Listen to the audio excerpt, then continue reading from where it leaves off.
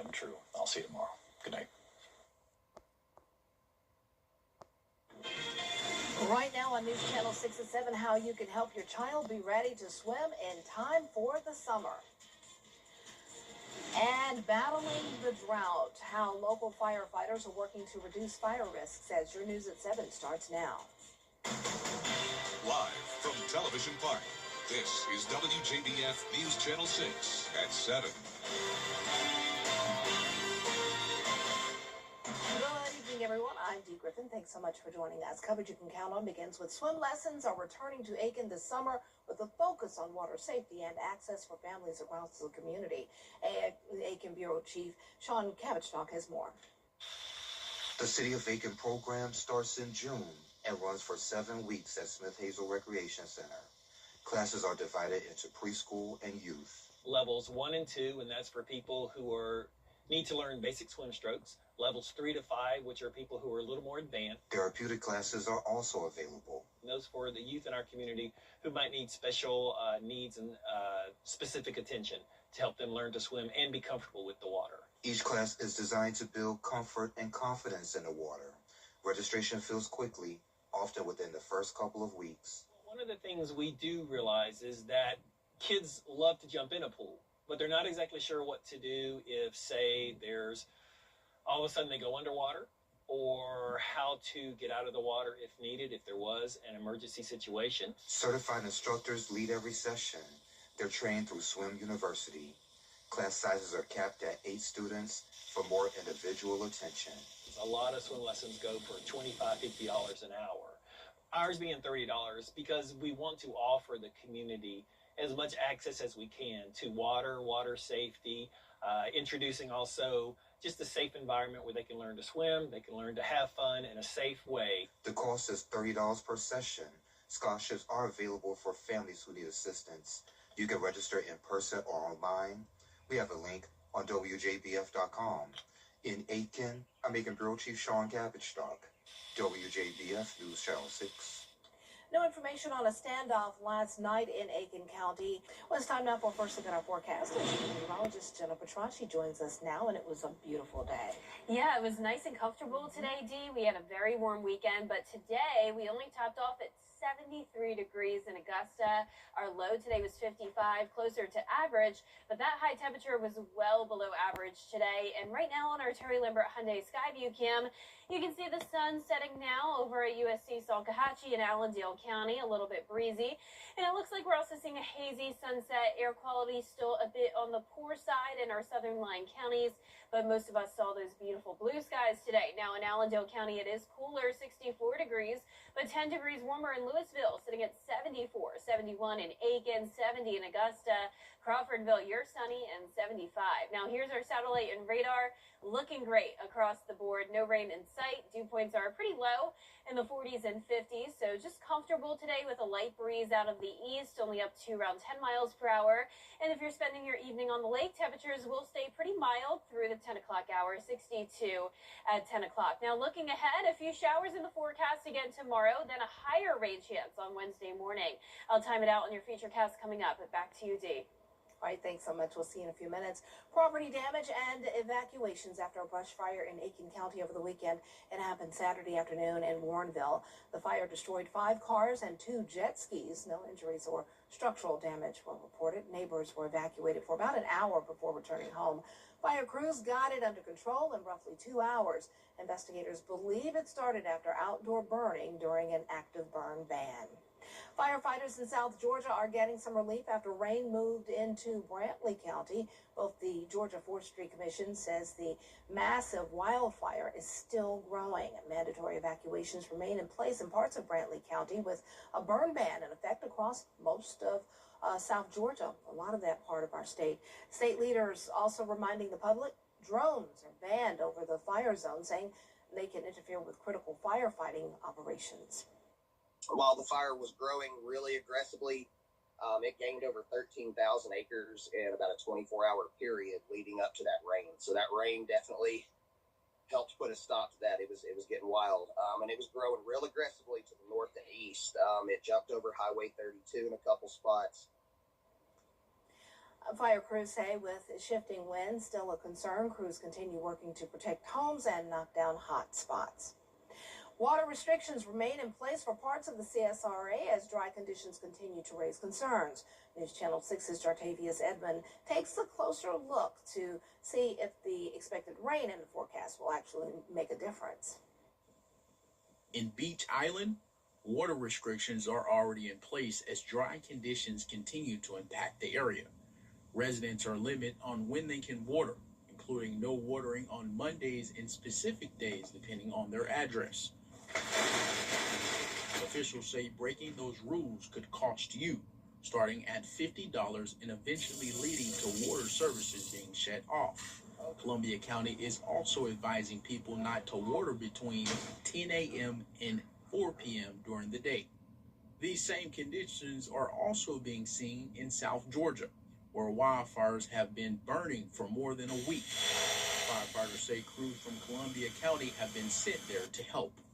So the Georgia Mutual Aid Group, which is part of we're part of, we upon their request, we sent a crew and some units down there to assist. 7 personnel and two firefighting vehicles.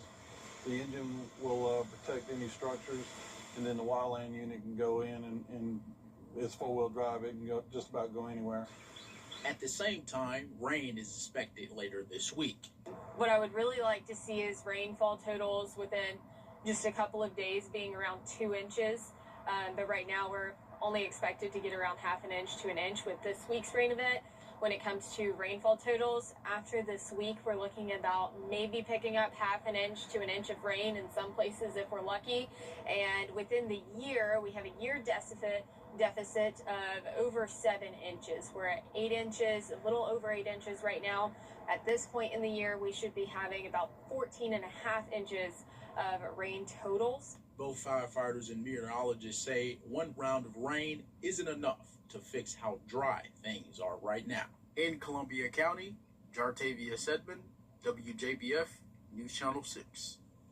Columbia County is also asking people to conserve as much water as possible. Utilities Director Stacey Gordon says this includes limiting outdoor watering between 10 a.m. and 4 p.m. Be sure to check your irrigation controller and adjust the schedule.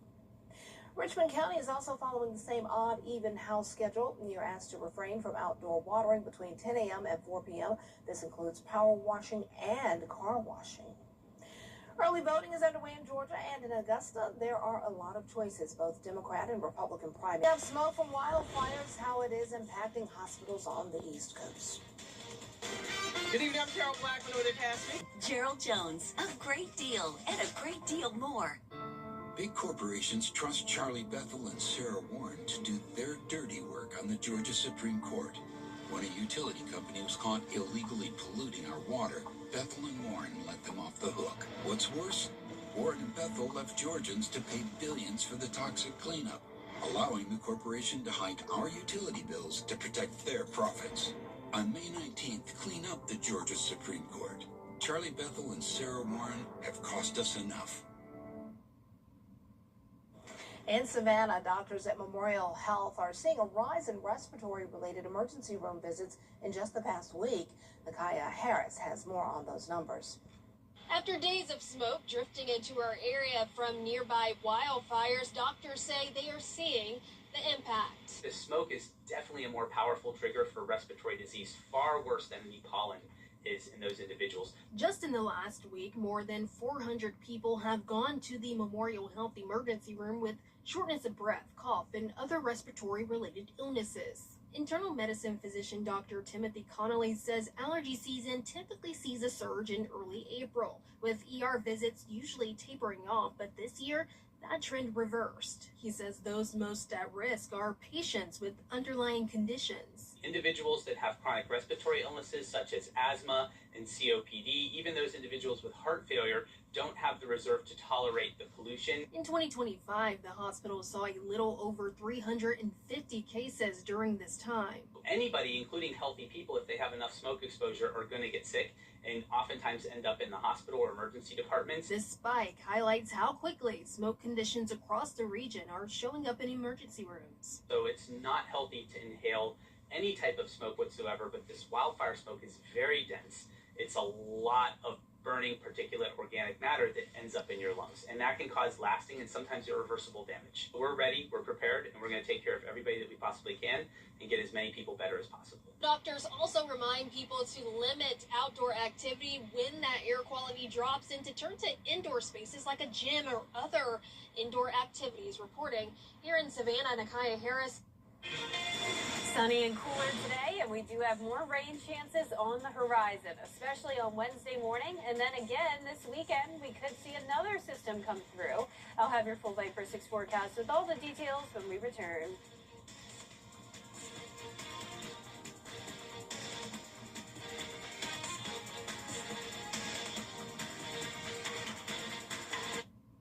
We must move South Carolina.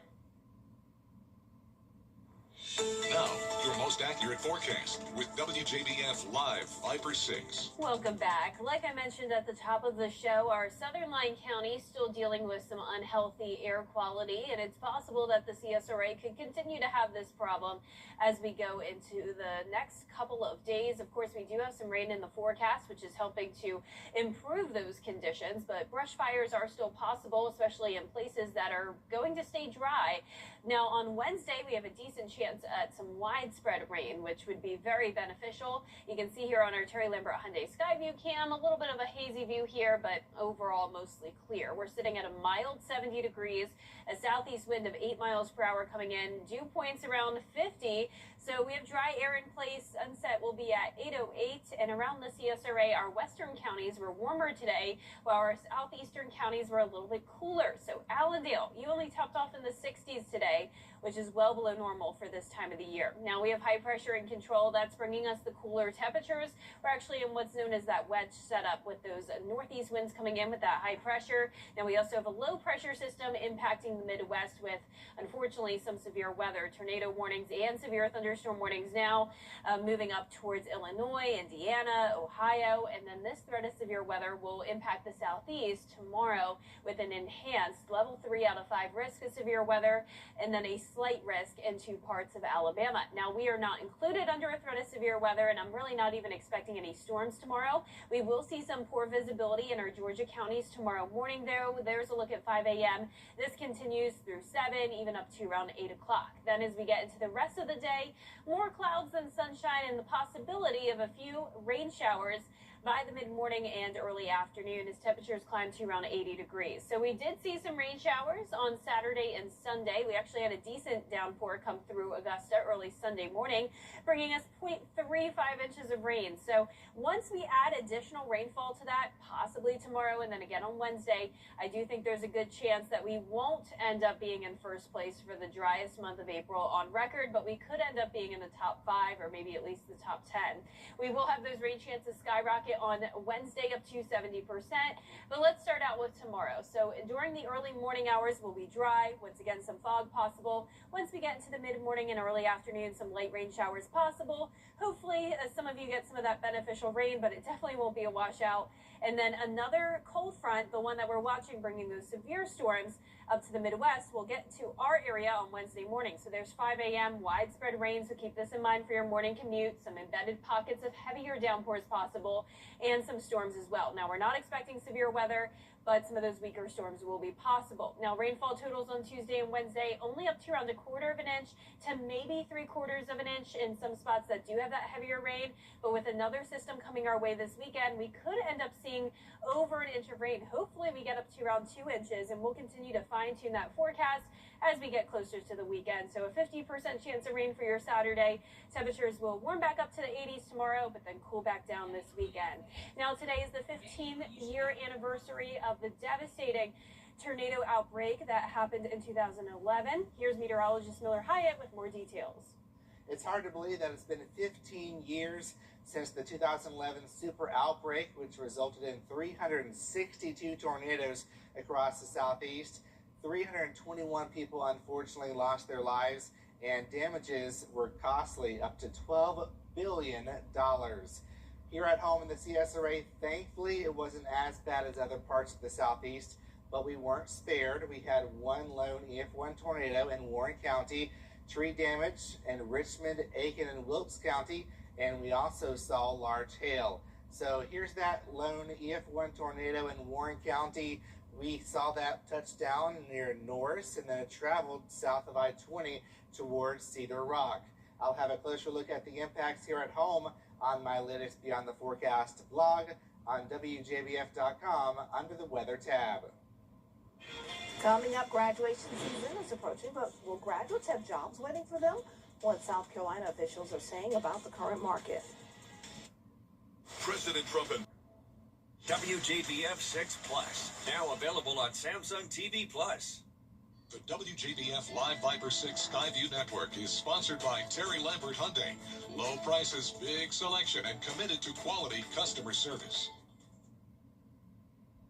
In South Carolina, hundreds of Low Country college graduates will be receiving their diploma in the next couple of weeks and beginning their transition into the workforce. But is the workforce ready for them? Danielle Cobb explains.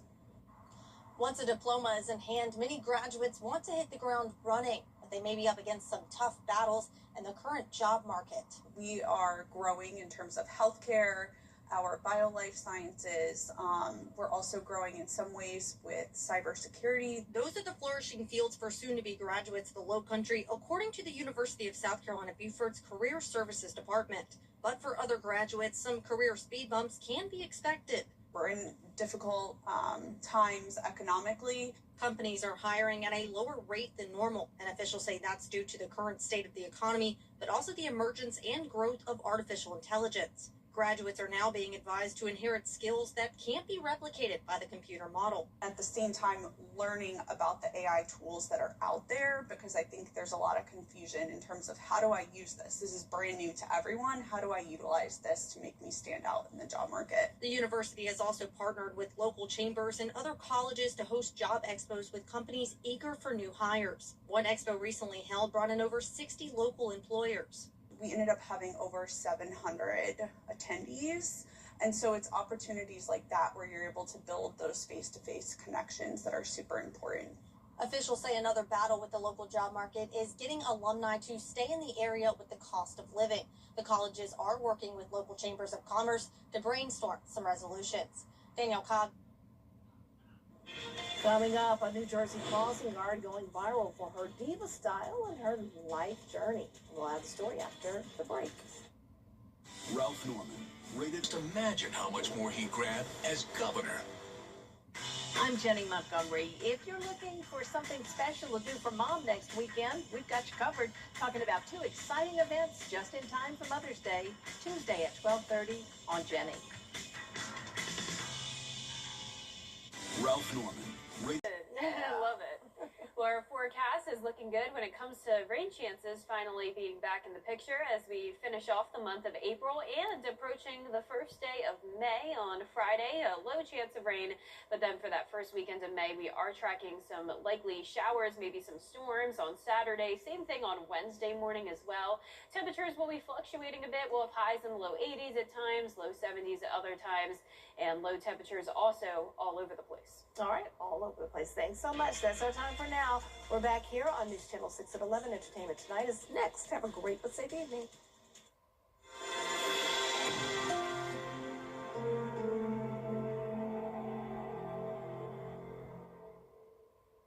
I love our new tagline for George Sink Injury Lawyers. Get the GOAT. Well, technically, you can't say you're the greatest of all time. GOAT is for George's outstanding attorney team, not greatest of all time. Get the GOAT! Yes! Get the GOAT on your side and call all nines. We're used to this matchup. The powerful versus the rest of us. I'm Miracle Rankin. And I'm Jen Jordan. We're running for Georgia Supreme Court to fight for what's fair. We've taken on the big corporations and insurance companies that profit off your pain. And taken down child predators and domestic abusers who threaten your safety. We fought and we won. These guys have enough friends on the Supreme Court. We'll fight for you. What I would say to any other low prices, great selection, and always committed to quality customer service. What's with all the goats? GOAT. George's outstanding attorney team. After you've been injured in a car crash, call George Sink Injury Lawyers and get the GOAT on your side. Hurt? Call all nines now.